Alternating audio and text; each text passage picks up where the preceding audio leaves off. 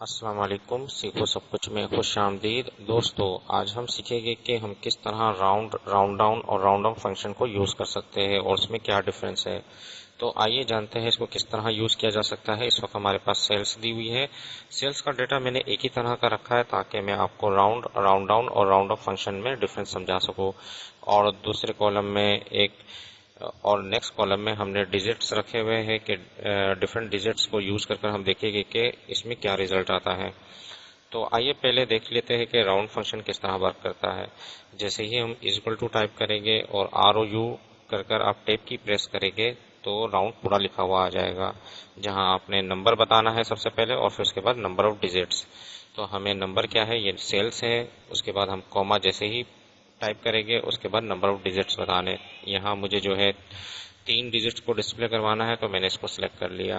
और जैसे ही मैं एंटर करता हूँ तो आप देखेंगे कि राउंड फंक्शन ने क्या काम किया कि ये वैल्यू जो है चौथे डिजिट्स की वो 5 से बड़ी है।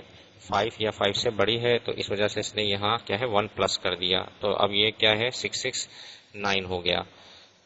तो आइए देखते हैं कि राउंड डाउन फंक्शन क्या करता है। अगर हम राउंड डाउन फंक्शन को यूज करेंगे तो क्या रिजल्ट आता है।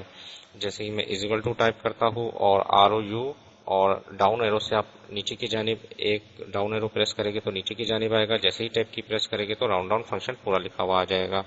यहाँ आपने नंबर सेलेक्ट करना है, मैंने सेल्स को सिलेक्ट कर दिया, कॉमा उसके बाद नंबर ऑफ डिजिट्स।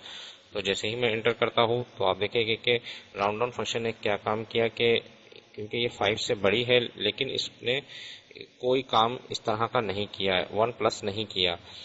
इसने एज इट इज वैल्यू को डिस्प्ले करवा दिया 668।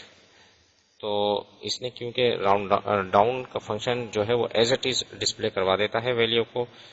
और राउंड फंक्शन क्या होता है कि अगर 5 से बड़ी वैल्यू है, 5 या 5 से बड़ी वैल्यू है तो 1 प्लस करवा देता है। तो आइए देखते हैं कि राउंड अप फंक्शन क्या काम करता है। जैसे ही मैं इक्वल टू टाइप करता हूँ ROU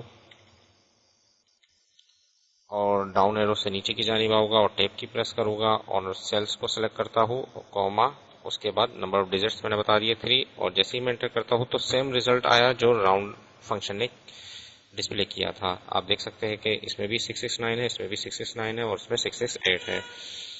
तो राउंड फंक्शन क्या काम करता है कि अगर वैल्यू यहाँ 5 से छोटी हो जाए, मतलब मैं यहाँ लिख देता हूँ, टाइप कर देता हूँ 4। अब आप देखें कि राउंड फंक्शन ने क्या है 1 प्लस नहीं किया, जबकि राउंड अप फंक्शन ने 1 प्लस इसके बावजूद किया कि ये 5 से छोटी भी है। अगर मैं यहाँ 1 या 2 टाइप कर देता हूँ लास्ट में, यहाँ मैंने टाइप कर दिया 1, तब भी राउंड अप फंक्शन क्या है 1 प्लस करेगा, जबकि राउंड फंक्शन 1 प्लस नहीं करेगा अगर वैल्यू 5 से छोटी है। और round down function as it is value display कर रहा है। आइए बाकी का भी रिजल्ट देख सकते हैं कि अगर हम डिफरेंट डिजिट्स को यूज करेंगे तो क्या रिजल्ट आता है। तो आप इसको अच्छे तरीके से देख लीजिए, आपको इजीली समझ में आ जाएगा। मैं इसको डबल क्लिक कर देता हूँ। अब आप देख सकते हैं कि अगर डिजिट्स 2 है तो इसने 2 डिजिट को डिस्प्ले किया, क्योंकि ये वैल्यू 5 से बड़ी है तो इसने यहाँ 1 प्लस कर दिया। जबकि राउंड डाउन फंक्शन ने एज इट इज वैल्यू को डिस्प्ले किया और राउंड अप फंक्शन ने भी 1 प्लस कर दिया, क्योंकि वैल्यू अगर 5 से छोटी है तब भी वो प्लस करेगा, जबकि राउंड फंक्शन नहीं करेगा। तो ये डिफरेंस था राउंड डाउन और राउंड अप फंक्शन में। तो दोस्तों, उम्मीद है कि ये वीडियो आपको बहुत पसंद आई होगी। लाइक और सब्सक्राइब करना मत भूलिएगा। दोस्तों, आप मेरे चैनल को सब्सक्राइब जरूर कीजिए ताकि कोई भी नई वीडियो आए तो उसका नोटिफिकेशन आपको मिल जाए। Thanks for watching. Allah Hafiz.